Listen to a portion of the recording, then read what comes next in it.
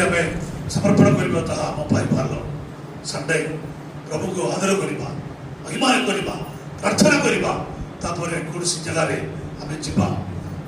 समस्त अनुरोध करे मंडली को अनुरोध करे प्रभु साहय करूँ आम मध्य प्रभु दास आम प्रशांत कुमार अच्छा प्रभु दास ब्लाइंड मिशन सेवा कर ताली आम स्वीकार करवा दास 20 मिनिट आम प्रचार करेंगे डाकुची आसतु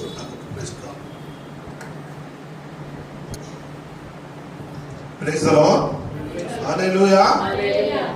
सर्वप्रथम परमेश्वर को धन्यवाद दिए आज सुंदर और पवित्र दिन निमंते तत्संगे संगे पास्टर आज्ञा को धन्यवाद दूसरी तत्संगे संगे उपस्थित जिते छोट बड़ माँ बापा भाई भौणी उपस्थित प्रत्येक को ख्रीष्टागत पर नमस्कार जना आसत आम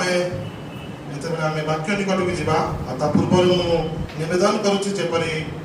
पास्टर आज्ञा जमी मो विषय कहले कि आम सेवा कार्य जो दृष्टिहीन लोक मध्य अंध लोक मान सेवा कार्य करुचु सर्वप्रथम आम अंध लोक पाखक जाऊँ कौ जगार कौ स्थान अंध मान अच्छा school hostel bus stand railway station अनेक जगह आपण मैंने देखी पारे अंध लोक मैंने कौन करती से माने भिक मागती आम प्रत्येक लोक मान निकट को जाऊँ से मध्य आम सुसमाचार प्रचार करुचु सुसमाचार प्रचार कलापर जिते बड़े से माने प्रभु को ग्रहण करती कौन निकटवर्ती कौन चर्च निकट में आम से इंट्रोड्यूस करुचु और से चर्च जाने चर्च प्रत्येक संडे सर्विस प्रोजेक्ट एक्टिविटीज से पार्टिसिपेट करती आम मैंने प्रत्येक सप्ताह वीकली से मध्य बाइबल स्टडी द्वारा से वाक्य प्रार्थना आत्मिक जीवन से आग को बढ़ार साहय करुचु तत्संग संगे से मध्य अनेक प्रकार कार्यक्रम भी हुए प्रोग्राम हुए और से आम साहय भी करुचु ट्रेनिंग आम चेन्नई आम हेडक्वार्टर ऑफिस अच्छी ट्रेनिंग सेंटर अच्छी से पठाऊँ और ट्रेनिंग पर अंध लोक मध्य फुल टाइम से सेवा कार्य करती तत्संगे संगे से आम ब्रेल बाइबल दि जाए से तो देखी पारती ना से छुईकी से पढ़ती से ब्रेल बाइबल दो जो मैंने ब्रेल से जानी ना से ऑडियो फॉर्मेट रे चिप रे से आम बाइबल डाउनलोड करके दो और से शुणिकी मत से परमेश्वर वाक्य को से ध्यान करती तत्संगे संगे से साहाय्य मत करूँ से केते गरीब ब्लाइंड माने रहती परिवार रहती से साहाय्य करी आम साहाय्य माध्यम से मध्य आम सुसमाचार प्रचार करूँ मो निवेदन करुच्ची आपण मैंने आम निमंते प्रार्थना करंतु मो निमंते मो परिवार निमंते आम नुआ नुआ कर आम ब्रह्मपुर आम आसीचु वर्तमान 20-25 दिन हम आ प्रार्थना करंतु जेपरि आम सेवा कार्य आम अधिक आम आग को बढ़ी पारू आसते आम वाक्य निकट को जा मो सहित बाहर करेंगे जोहन रचित सुसमाचार तार 2 पदर 1 ठार 11 पद पर्यंत कई जन मो साहाय्य निमंते पढ़ीदेवे जोहन तार 2 अध्याय 1 ठार 11 पद पर्यंत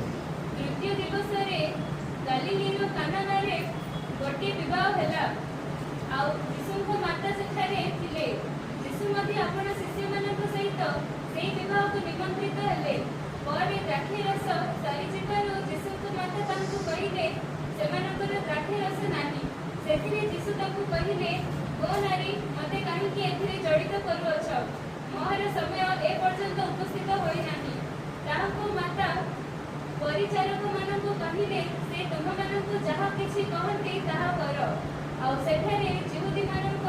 सूचीकरण रीति अनुसार 2-3 मोहनिया 6 गोटा पत्थर जहाज रखा जाइतिला यीशु सेमानक कहिले जहाज गुडी को पानी रे भर्ती कर सेथिरे सेमाने सेही सब खंड पर्यंत भर्ती गले आ से सेमानक कहिले एबे काढी ले हजार अध्यक्ष निकट को घेनी जाओ सेथिरे सेमाने घेनी गले हजार अध्यक्ष राठेरस होइथिबा सेही पानी की राखी ताहा केउठारु आसिला एहा जानि नथिबारु किंतु जे परिचारक माने पानी काढिथिले सेमाने जानिथिले बरम को डाकी कहिले समस्ते प्रथमरे भल द्राक्षरस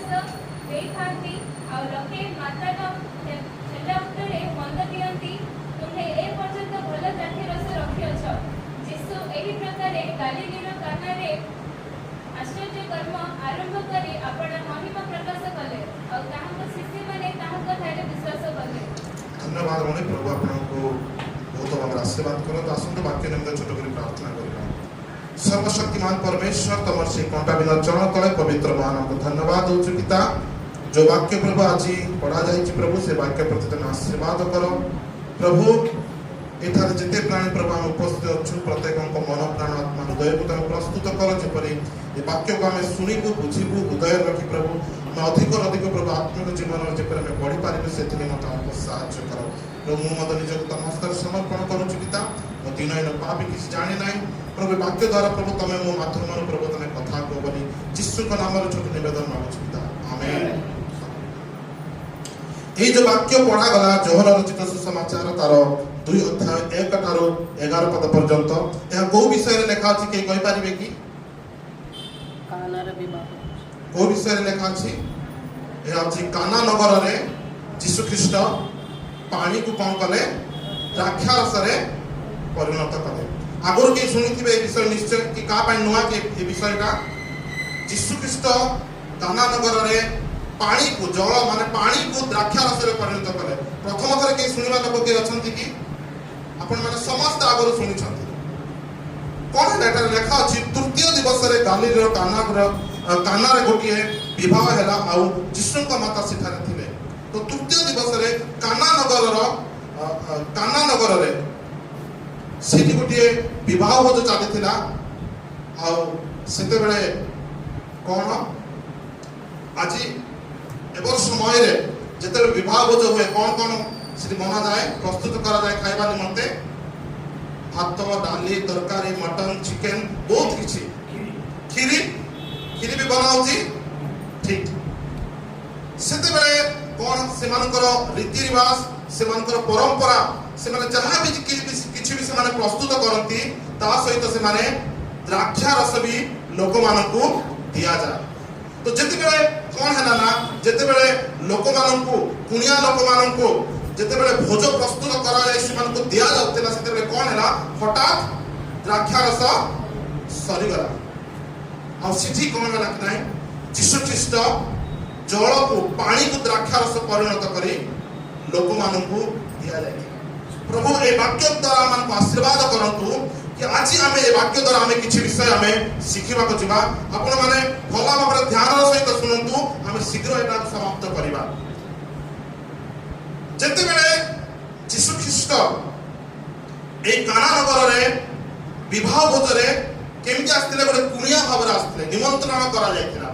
बुझिले। यीशु ख्रीष्ट ए विवाह भोजर मुख्य कर्ता नुहे से जड़े कुनिया जेपरी कौन सी जगह जदि विवाह भोज हुए सेते बेले कौन करा जाए लोक मानकू निमंत्रण दिया जाए हां कि नाही कुनिया लोक मानकू इनविटेशन दिया जाए से माने विवाह भोजर गोटिए कुनिया भाव रे गोटे बंधु भाव रे से माने से भोज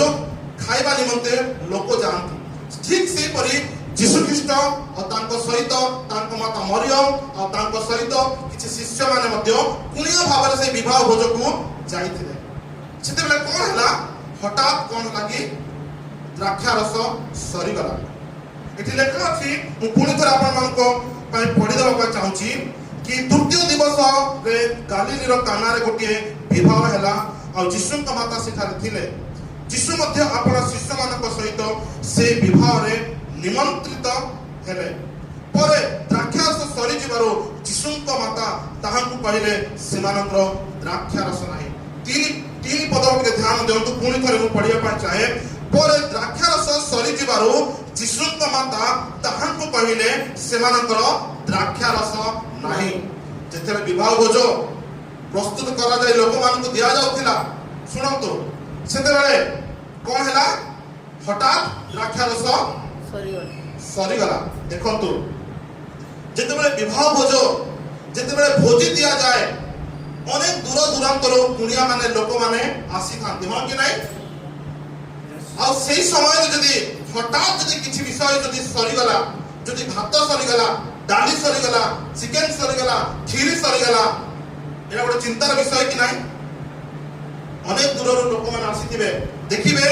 गां गहली लोक मान करे देखिबे गां मान करे देखिबे जदी भोजी दिबा देबा समय रे जदी किछि